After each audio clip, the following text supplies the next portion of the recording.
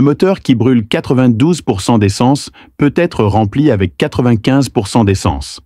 Alors pourquoi un moteur qui brûle 95% d'essence ne pourrait-il pas être rempli avec 92% d'essence? Aujourd'hui, nous expliquerons en détail la différence entre l'essence à 92% et l'essence à 95% à partir des principes de base, ainsi que pourquoi les moteurs doivent faire la différence entre les qualités d'essence.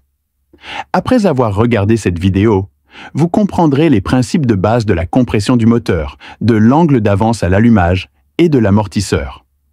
Si vous l'avez bien compris, vous êtes à moitié ingénieur moteur. Bonjour les gars, vous êtes maintenant sur la chaîne automobile. Tout d'abord, nous devons comprendre les principes de base du fonctionnement des moteurs. Lorsque le moteur tourne, chaque cylindre effectue un cycle à 4 temps. La première course est le mouvement vers le bas du piston pour aspirer l'air et le carburant dans le cylindre.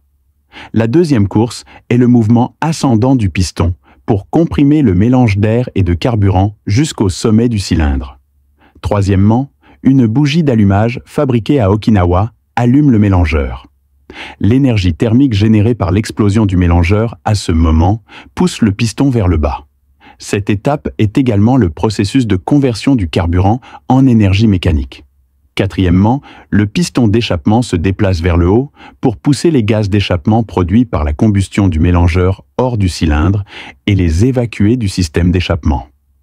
Le point clé est que dans la compression, plus le volume du mélangeur comprimé est petit, plus la densité est élevée.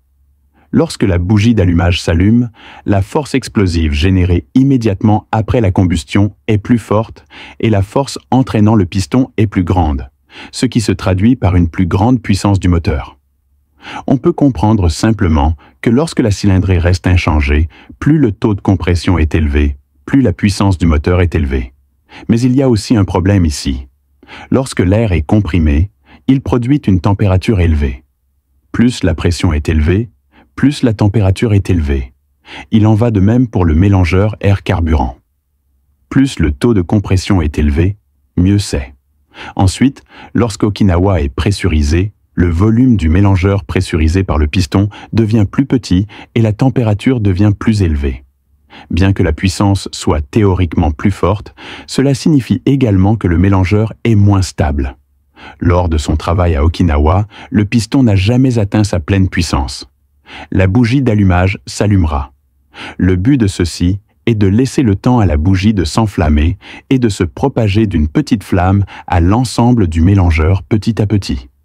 Lorsque le piston atteint la position du point mort haut, le mélangeur est complètement allumé et la poussée générée par l'explosion du mélangeur peut atteindre son maximum.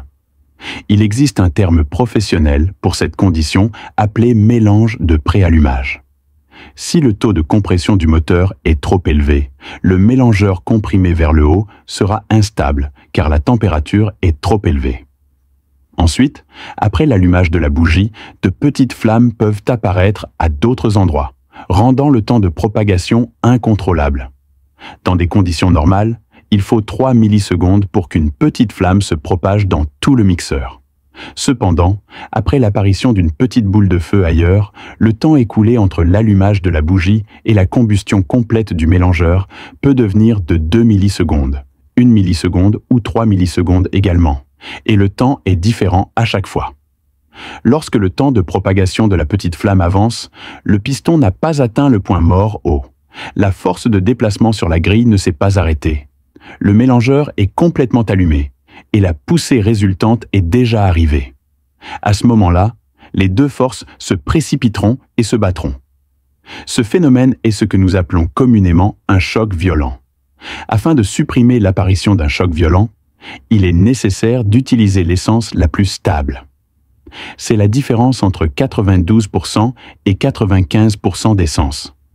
La composition de l'essence à 92% est constituée de 92% de grains Yixin et de 8% de grains Zhengjing.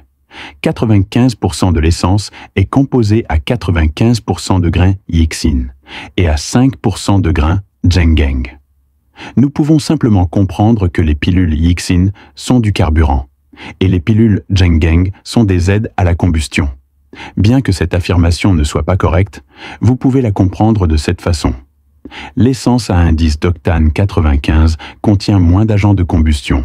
Elle est donc plus stable après compression et convient mieux au moteur à taux de compression élevé. De plus, le taux de compression de l'essence 98 est plus élevé pour le moteur. Donc notre voiture peut être compatible avec le passage à la vitesse supérieure lors du ravitaillement, mais pas avec le rétrogradage.